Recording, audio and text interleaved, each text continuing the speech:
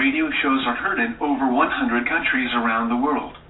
Our main programs are Author's Voice, Poetry Wheel, Storytales Radio Show, The Golden Ark of Treasure, The Charlie Checkers Show, Campfire Musicians, and On the Line Public Interest News. Every show is unique and provides interesting programs for our listeners. Join us each week at our Campfire on Tuesday at 12 o'clock noon on XRQK Los Angeles and Airtime America. To learn more about Storytellers Campfire, visit online at storytellerscampfire.org.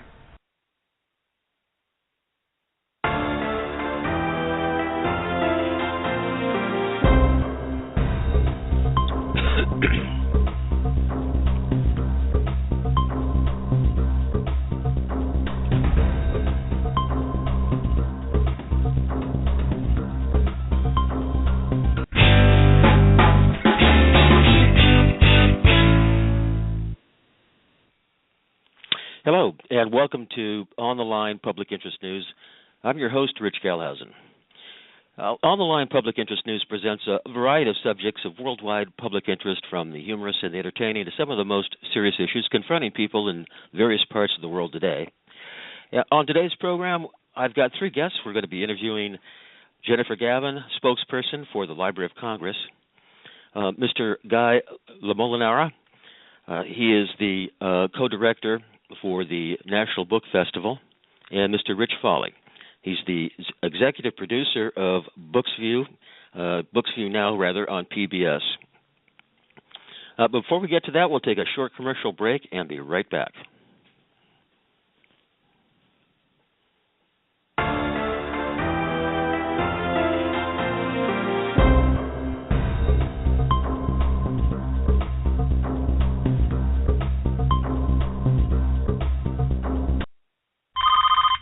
Hello? Lisa, it's Janet. What's wrong? It's the bridesmaids' dresses for Lindsay's wedding. Oh, no. Tell me they're not fuchsia. Oh, they're not fuchsia. Then what? Oh, they're gaudy, aren't they? All ruffles and lace. Great. We'll look like a chorus line. No. They're really quite simple. It's the material I'm most concerned about. Oh, I knew it. I specifically said no chiffon. I mean, it's so passé. I just don't think... It's not chiffon. Then what? They're made out of old, yellow pages. What? I didn't catch that. It sounded like you said they're made out of old, yellow pages. Yep, I'm afraid you heard right. It's got something to do with recycling and good karma on her wedding day. Oh, that's special. I'm not going to know whether a guy's checking me out or just looking for the number of a good mechanic. Funny. Very funny. There's a better way to recycle your outdated Dex phone books. Find out just how easy we've made it in your neighborhood. Call 1-877-2-GET-DEX or log on to DexKnows.com.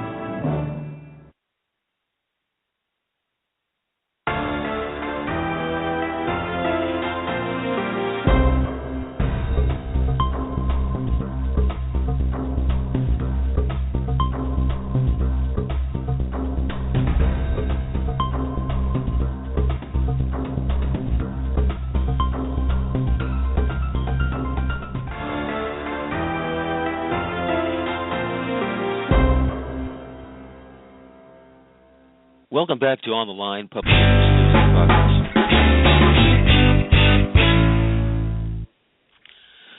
Welcome back to On the Line Public Interest News in Progress. I'm your host, Rich Gehlhausen.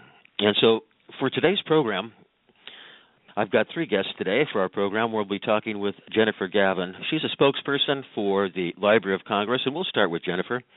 So hello, Jennifer. Welcome to our program. Thanks, Rich. It's a pleasure to be here, and thanks for having us.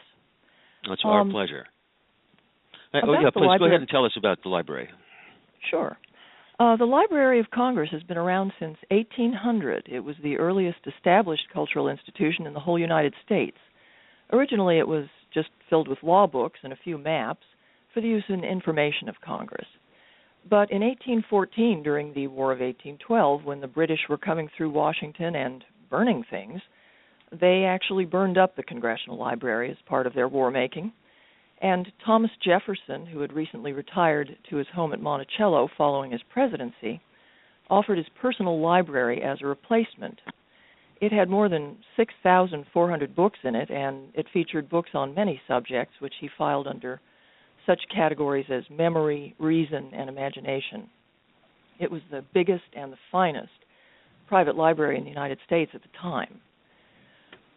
It was interesting because Congress had a great big debate about whether to take all of these books. Many of them felt that they just needed law books again. So they had a lengthy debate, including about whether his books were appropriate. Some of them were philosophy books, and others were in foreign languages, heaven forfend, and even had the works of Voltaire.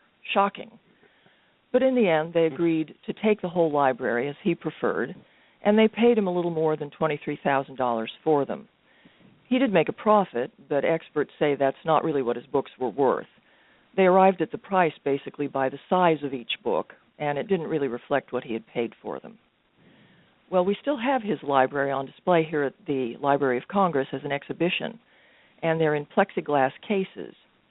These cases can be unlocked, and the books are still in use as part of our collections. About a dozen of them get served out every week to researchers in the main reading room, and when they're finished, they're put back on the shelves for display. Moving a little closer up to date, although we call it the Library of Congress, it really belongs to the people of the United States, and it's open to the public, and it's really a library for the whole world because we collect in 470 languages, and our materials are widely available on our website, which is www.loc.gov. It's wonderful to explore that website. I urge everybody to go there as soon as they have a chance and have a good look around. But it's also very worthwhile to visit us in person. We're right across the street from the U.S. Congress buildings, and it's in part because our main building, the Thomas Jefferson Building, is one of the most architecturally beautiful structures in the United States. It opened in 1897, and it was built on time and under budget, which is probably not going to be seen again. We have museum-style exhibitions based on our collections, which are vast, many, many millions of items here, including a current exhibit about the Civil Rights Act of 1964, another about the Bay Psalm Book, which was the first book published in the United States, and we have an ongoing exhibit called Exploring the Early Americas. This features many pre-Columbian artifacts and the first document in the world to use the word America. That's the 1507 Waldseemüller map. So if you're coming to Washington to visit, please do set aside a day or a half day and come by the Library of Congress. We guarantee that you'll enjoy yourself. You'll have a changing array of very interesting things to see. And we even have guided tours if you like. Our Capitol Hill buildings are open from 8:30 to 4:30 Monday through Saturday. We also do a lot of outreach both with our digitized collections and with public events.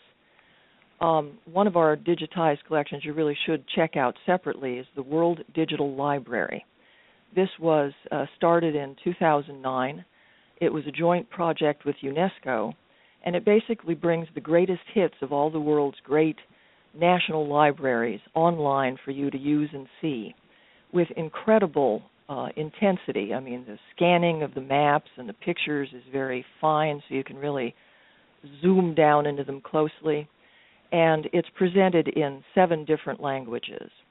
So you can find out the details about each thing on the World Digital Library in the language most convenient to you all around the world. We also do many outreach events, special events, awards presentations, outreach through digital means. And we have an upcoming event that my colleagues will be talking to you about, the Library of Congress National Book Festival. It's just around the corner, September 5th, at the Walter E. Washington Convention Center here in Washington. Absolutely free. People can get in without paying any attendance at all. And it's centrally located and available on Subway.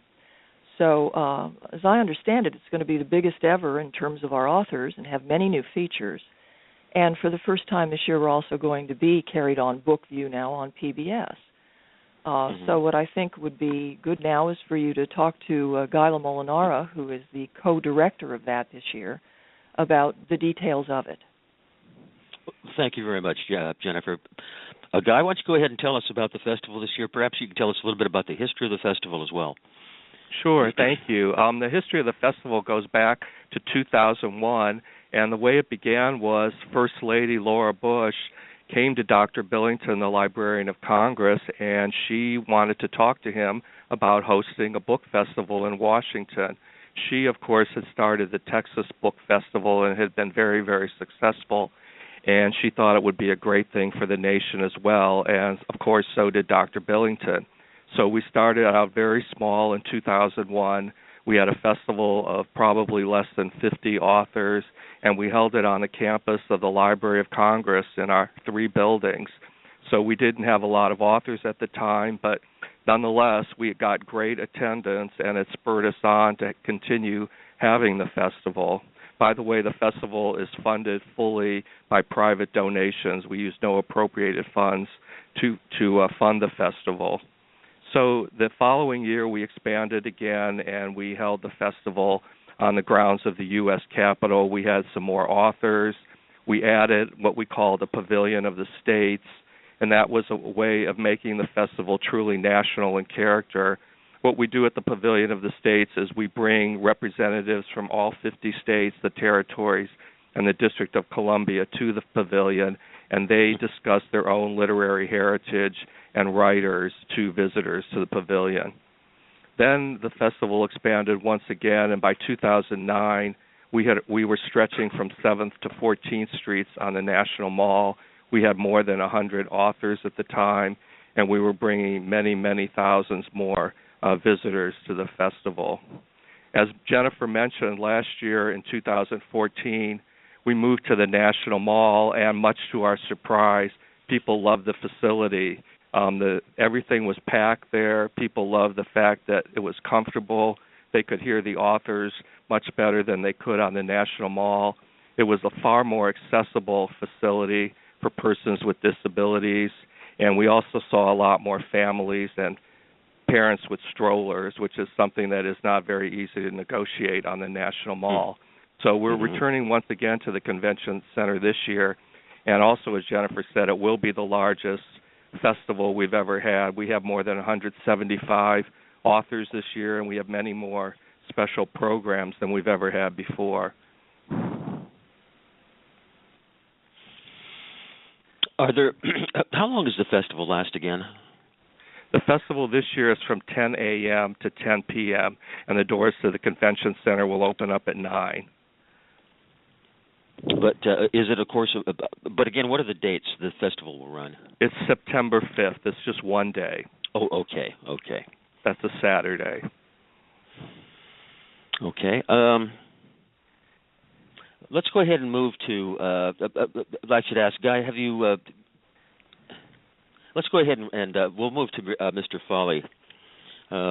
Rich, I understand that PBS has got quite an involvement with the National Book Festival this year. Can you tell us about maybe the background of PBS's involvement with the Book Festival and with the Library of Congress, and then maybe we'll get into more extensively what PBS is doing this year. Yeah, I'd be happy to. We're thrilled to be there. First of all, PBS is a network that has a ton of readers and people who love books and are passionate about literacy and authors and the written word, and so there's a natural fit here, obviously. From what you heard from Jennifer and Guy, I mean, obviously this is a festival that's growing. The list of authors is incredible. These are medal winners and award winners and some of the greatest names in literature today, all gathered in one spot, and that's frankly what attracts us to these festivals and these events. This is a remarkable collection of energy all in one place around books and literacy and authors. And, I think sometimes people tend to think of books as a solitary or quiet, sort of pastime, when in reality, when you're at these festivals, you see how much energy and excitement there is around being in the same room as one of your favorite authors, or being close to a kid's author or a young adult author that you're really excited about. And to have, in some cases, tens of thousands of people all in one spot doing that at one time brings great energy. It's an event that we love to cover. We've started covering book festivals last year at the Miami Book Fair International, which is another incredible festival. But we've had our eyes on the National Book Festival for a long time. The Library of Congress obviously brings some incredible